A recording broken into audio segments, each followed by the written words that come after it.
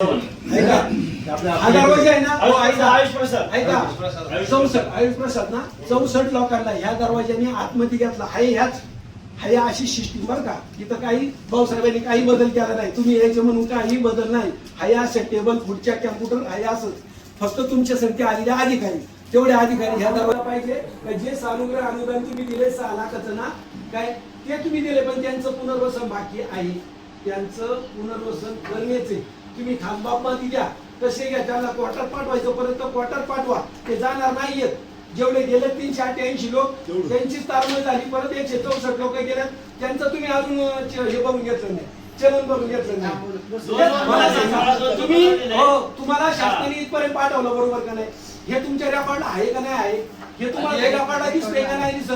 तुमच्याकडे जे रेकॉर्ड आहे ते तुम्ही पूर्ण करून मग आमच्याकडे ना काय कागद दिल्या शासनाने. शेवट याला महानगरपालिकेला पत्र पाठवलं का तुम्हाला पाणी दिलं हे तुम्ही त्यांचं पुनर्वसन करून द्या. त्यांनी हे होते आपले आयुक्त आयुक्तांनी काय केलं सौरभराव त्यांनी म्हणजे तुम्हाला पैसे आम्ही आमचं पैसे गव्हर्नमेंटने माफ केले, आम्हाला तुम्हाला काही देता येत नाही. ते सुद्धा अजून कागदपत्र 4 गावचं फक्त पाहून राहिले कागदपत्र तशी.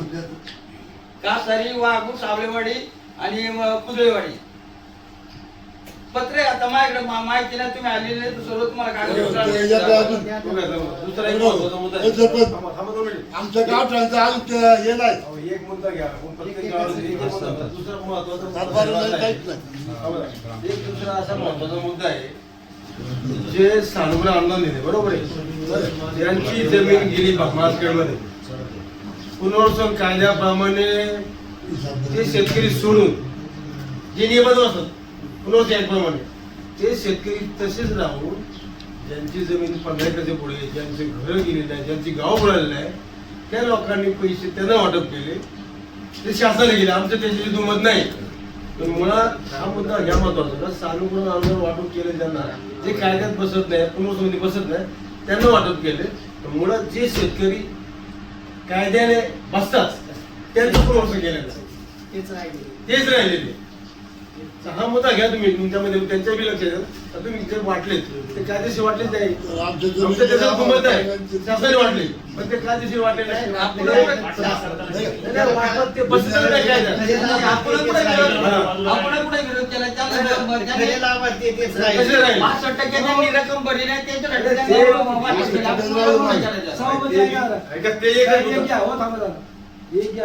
तुम्ही म्हणताय ना आता मुद्दा काढलाय ना 388 आणि 164 लोक 388 ची 65% रक्कम भरलेली आणि 2-2 वेळा प्रस्ताव घेतलेले आहेत. तुमच्या रेकॉर्डला तिथं प्रस्ताव उपलब्ध आहेत. फक्त हे वाटप करायचं तुम्ही 10 वर्ष का ठेवलंय? तुम्ही तुमचं जे हे पुण्याचं समजा कलेक्टर असतील, आयुक्त असतील, कमिशनर असतील, त्यांच्या सह्या व्हायला पाहिजे, DRO असतील त्यांच्या सह्या व्हायला पाहिजे. तुम्ही हे रेकॉर्डवर मंत्रालयामध्ये काय पाठवलं? नक्की काय म्हणगडे? मंत्रालय म्हणजे काय? मंत्रालय म्हणजे आम्ही जनता. तुम्हाला अधिकार दिले परत तुम्ही वर पाठवले.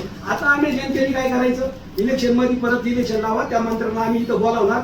आमचं आम्हाला करून द्या तर आम्ही तुम्हाला मतदान करू. भ्रष्टाचार आता 10-20 हजार रुपये ते बाजूला ठेवू आम्ही आणि पहिले आमचे सातबारे करून द्या, मग आम्ही तुम्हाला मतदान करू. असं होईल का हो? मग हे तुम्ही फिरवा का करताय? प्रशासन आणि शासन फिरवा का करताय? कायमचेच गेले 1989 पासून तर 2026 पर्यंत हे का चालू आहे? कशासाठी चालू आहे? याचे फायदे कोण उचलत आहे मला सांगा. 22 गावांना पाणी नेलं इथून. 22 गावांना पाणी नेलंय. त्या पाण्याचं तुम्हाला पाणीपट्टी कोण घेते सांगा? तुमच्याच तोंडाने सांगा. आता कोण घेत आहे? तुम्हीच घेताय का नाही? किती कोटी रुपये येत आहे? कितीतरी कोटी रुपये येते. तिच्यातला 1 रुपया आम्हाला मिळालाय.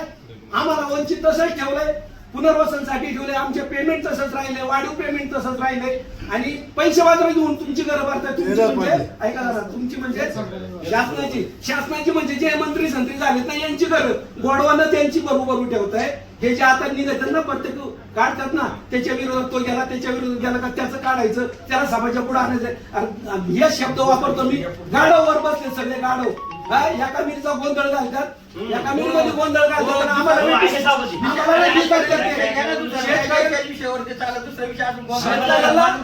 तोच मुद्दा आहे. थांबा जरा. शेतकऱ्याला वेटीस जातात. ह्याच्यामध्ये सगळ्या मुद्दे येतात सभापती. याच्यामध्ये तुमचं पुनर्वसन येतं, याच्यामध्ये तुमचं आपलं सर्व आलं. आमच्या सभापतीचा शब्द आहे तेवढा मी मानतो, बरोबर आहे, मला पण ते बरं नाही वाटत. आमचा शब्द म्हणजे सभापतीच्या वतीने सांगतो. आमचं बघा तोरणे कुदळेवाडी, कासारी, वाघू आणि सामनेवाडी आमची घरं पाण्यामध्ये गेल्यात. पुनर्वसन खासबाग मध्ये पुनर्वसन मध्ये किती वर्ष आमचे सभापती प्रत्यक्षतेसाठी केले का ते काम? काही पूर्व आणले का? काही करत नाही. शासन तुमचं काही करत नाहीये. प्रशासन तर त्यांनी तर हातच वर केले, सगळं त्यांनी ताब्यात घेतलं. आम्ही काय करणार? बरोबर आहे का चुकीचं आहे? म्हणजे नाही का साहेब काय हा म्हणतात का नाही म्हणतात? ऐका पहिलं आपण आपल्याला काही माहिती नसतं, पण आपण जातो यांच्याकडं, यांनी तिथं गेला अहो इथून पुण्याला यायचं, आता तुम्हाला तिथून इथवर यायला किती खर्च झाला?